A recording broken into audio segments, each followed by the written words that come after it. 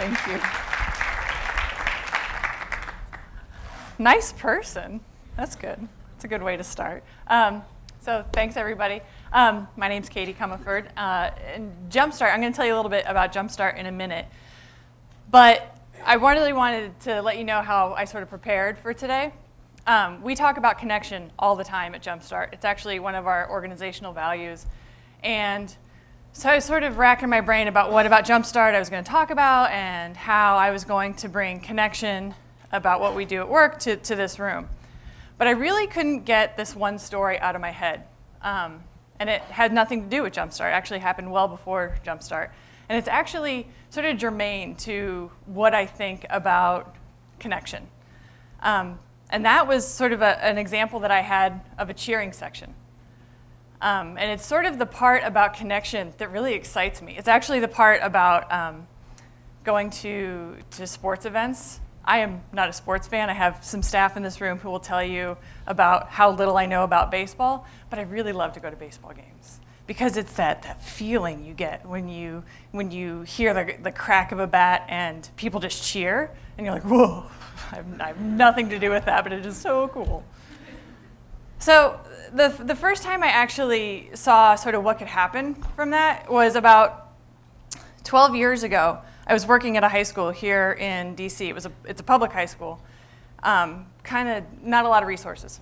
And I had been working with a group of ninth graders. I was actually a student activities coordinator. Relatively inexperienced, meaning I didn't really know what I was doing. But I really liked these kids a lot. And so I was working with these ninth graders, and one day a few of them came up to me, and they had been working on something in their English class that prompted this question/statement. Miss Katey, we want to go camping. Really? Me too. So I was really excited, like, camping, that is great.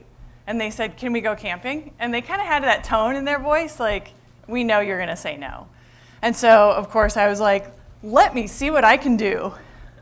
And so I was like, no, we're not going to go camping. That's really too bad. But I wanted to, I really wanted to do some due diligence, right? So I wanted to sort of investigate, and so I did.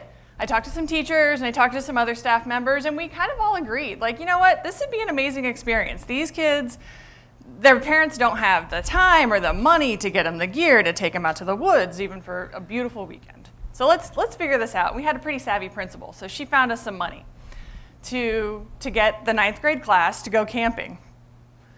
Not a big deal. We're going to keep it pretty simple, but I found a nearby ropes course, like an adventure weekend, to take them on. 2 nights, less than 2 hours away. We got a bus. We got some cabins. Lots of chaperones. And we loaded them up, and we went. And I was like, okay, this will be fine. I'm sure this will be fine. So we get there, and it is. It's this beautiful spot, and it's like people stepped off the bus and like handed in all of their ninth grade tension and pretension and all the stuff that makes people kind of wince when they think about high school. They just checked it. And all these kids were on this campground, and they're like loving it, like in this spot that they don't spend a lot of time in the woods. It's beautiful, it's safe, and they were excited, and they were kind of all in the same boat, right? So these kids who are normally super snarky, or like instead of blinking, they roll their eyes all the time, and they would much rather feign fatigue than help out a friend, absolutely. But here it was totally different, and so we jumped right into this ropes course.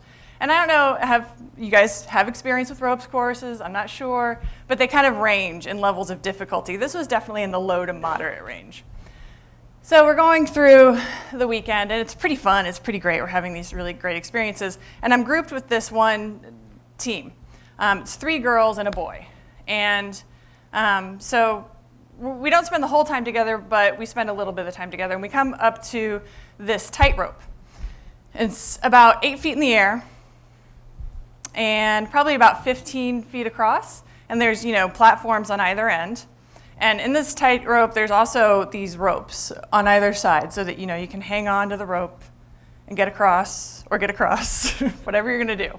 You just got to get across. And again, it's only like 15 feet. And there's harnesses, and there's helmets. It's very safe. And the kids are like, great, let's do it. And I said, great, let's do it. But the one boy who was with us, Sheldon, said, sorry guys, I'm not going to do it. He said, I don't like heights. And Sheldon was this great kid. We all love Sheldon. But he's sort of the lovable troublemaker, you know, like winning smile. And everybody just loved him. And they let him get away with everything because he was just so charming. And so, of course, all the girls are like, that's okay. And I was too. But the rules were that if you weren't going to participate, or everybody had to participate. So even if you weren't going to be able to do the obstacle, you still had to cheer people on. You still had to encourage everyone. So the girls get up there, and they get on the first platform, and they're, you know, ready to go. Take a couple deep breaths. I can't do it, you can do it. And they get across. They like shimmy across, and we're all really proud of them. And they're great. And we're all, you know, cheering for each other. And Sheldon was, you know, a champ, totally cheering for everyone. And so they finish up, and we're about ready to go, and Sheldon says, I think I'm going to do it. So I don't know if he decided that, like, he wanted to, like, dude it up, or, you know, they did it, so I can do it. It looks easy. So he's like, no, I'm going to do it. Great. Let's get up there. So he tightens up his helmet, and he climbs up the ladder. They're all standing, and we're cheering. You're going to do it. And he's like, all right. And then he just stands there for like 10 minutes, shaking his head, mumbling. And we're like, oh, Sheldon. Oh, Sheldon. So, but we're still cheering him. And these girls, these three girls, who again, the snark, the eye rolling, the fatigue, gone. And they keep cheering for him all through these 10 minutes. And every now and again, one of them would sort of walk to the bottom of the platform and like whisper things to him. And he would just kind of nod. Okay. And so, and they would be like, okay. And they'd come back to their group, and they were like Sheldon, Sheldon. And we're going to do it. And finally, he does it. He gets across. And it was, I brought pictures with me, if you guys want to see them later. He inches across, and he makes it. And we are elated. We're so excited for Sheldon. He comes down, and Sheldon cries a little bit even. We're like, whoa, it's totally touched him. And we were so psyched. And I was so excited for those girls because I actually saw what they were doing was moving this other person across this tightrope. And I was kind of astounded, not just at Sheldon. I was proud of Sheldon, don't get me wrong. But those girls are really what blew me away. So we get home, we get back to school, and you know everybody goes to their homes, and the weekend's over. It's great. We're so proud of everybody. I get home, and I fall apart. Like I sob. I sit down, and it's just like snot and swollen eyes, the breathing. It's terrible. And I'm kind of having this moment, like what just happened there? And again, I'm so proud of everyone, right? Like I'm so proud of what happened. It went off without a hitch. Bones were intact all through it. What just happened there? And I realized that what really grabbed me was that I just got to watch people find a new role. That I just got to watch these girls and all the other kids that were there figure out their own power and their potential to raise someone else up. That they could actually give someone their own power. They could actually hand that over, cheer them on, and that it actually moved someone to a different point.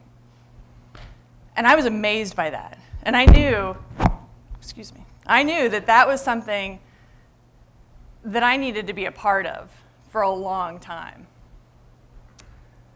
So fast forward a few years, and I find Jumpstart. That's where I work now. And Jumpstart is this incredible organization that actually builds a cheering section for children who aren't ready for kindergarten. And they aren't ready for a number of different reasons. It could be anything. They don't have a disability, but they don't have enough books in the home, they don't have enough books in the neighborhood, they haven't had enough reading, they don't have really good conversations just yet. So they are sort of, they're at a disadvantage. So what Jumpstart does is we build those cheering sections. We put volunteers, trained volunteers, and if we have any of those volunteers, you know you're really trained volunteers, next to this very compact, powerful child, full of potential. And we put them together and we let them work. And they work. We actually think at Jumpstart that this is kind of a game changer. We actually think that if every child enters school ready to go, so not every child, not just wealthy children, not just children from specific zip codes, but every child enters school ready to go, that it'll actually change that entire school.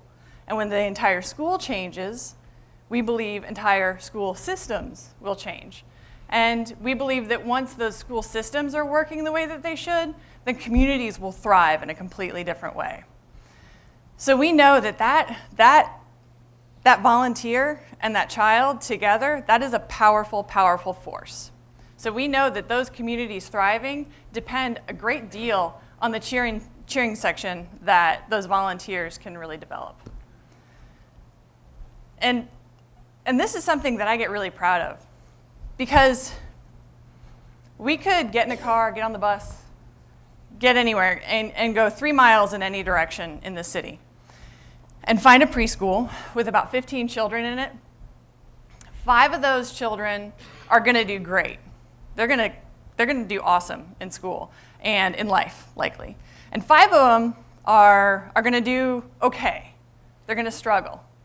They're actually going to be the Katey Comerfords in the school. They're going to be the ones who, they got to work pretty hard, but they're going to do okay because they have what it takes. And then there's 5 who could potentially, as we say, fall through the cracks. Those 5 are going to struggle, and they're not going to make it. They could potentially cost this city hundreds and thousands of dollars in incarceration, mental health, public health, anything, the list goes on. But the real kicker of that is that of those 15 children, we don't know which 5 are the ones who could really fall through the cracks. Because their communities are such that they're all at risk, that they all actually are at risk for slipping through the cracks. So again, what Jumpstart does is we go into that classroom and we really work with all of those children, because we know that it's working with all of those children that builds the power of all of those children and make sure that those 5 can actually come through. So this cheering section that we're talking about, like, how does it actually feel? And I just kind of wanted to make sure that everybody knew what that felt like. So we need a volunteer. And you seem nice. Come on up. I know, all right? What's your name? Hassan. Hassan? Great, Katey. Nice to meet you. So, I don't know what's going on, but, you know, with your life, I'm sure it's great. It's fine. Good.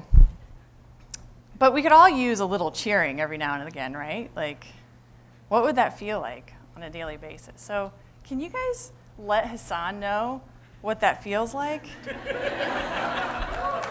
Yeah! Hassan, yes!